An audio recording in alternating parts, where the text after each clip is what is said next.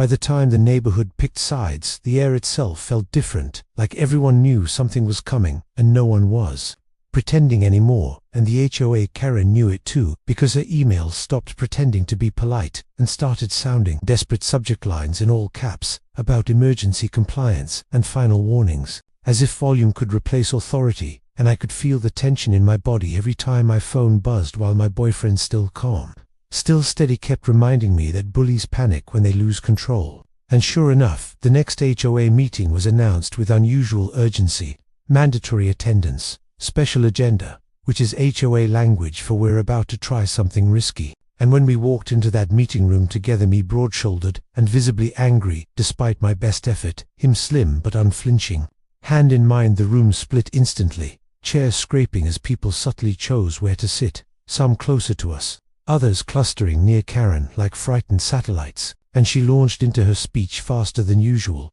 voice tight, claiming she'd received numerous complaints about our presence. Not behavior anymore, presence, saying the quiet part out loud without realizing it. And I felt my jaw lock while my boyfriend squeezed my hand once, grounding me, because this wasn't the moment to explode. This was the moment to let her bury herself. And that's exactly what she did, listing vague accusations with no evidence, saying words like discomfort and moral concerns, until a neighbor stood up, middle-aged guy, American flag shirt, definitely not someone she expected, and said, "Are you actually saying you want them gone because they're gay?" And the room froze, because once someone names it, you can't unname it, and Karen stuttered, tried to backpedal, said that wasn't what she meant, but it was too late, because another neighbor spoke up, then another, and suddenly stories started pouring out about selective enforcement, about how other couples weren't fined for the same things, about how complaints mysteriously only targeted us.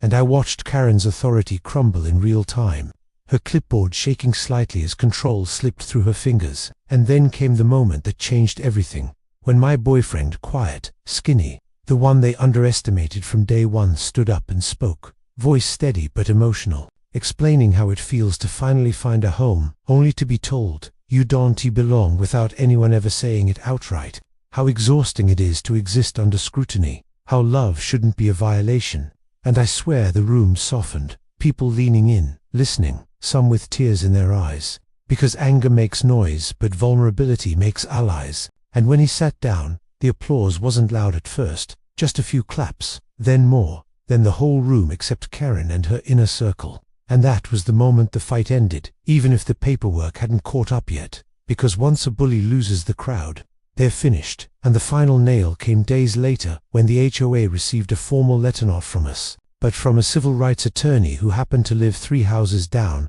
citing discrimination laws, documenting patterns, attaching timestamps, and politely explaining how expensive this could become if it continued. And suddenly Karen's emails stopped entirely. The fines were rescinded due to administrative error, inspections disappeared, and at the next meeting she resigned, citing personal reasons, which is HOA speak for "I lost." And walking home that night with my boyfriend under streetlights that felt safer now, I realized something that still sticks with me. I might look like the one built for confrontation, the muscular guy people expect to fight back, but it was his courage, his refusal to shrink, that changed everything. And his neighbors waved, smiled, invited us over, choosing us openly this time. I knew we weren't just staying, we belonged, and the neighborhood would never forget the day it tried to push us out, and failed.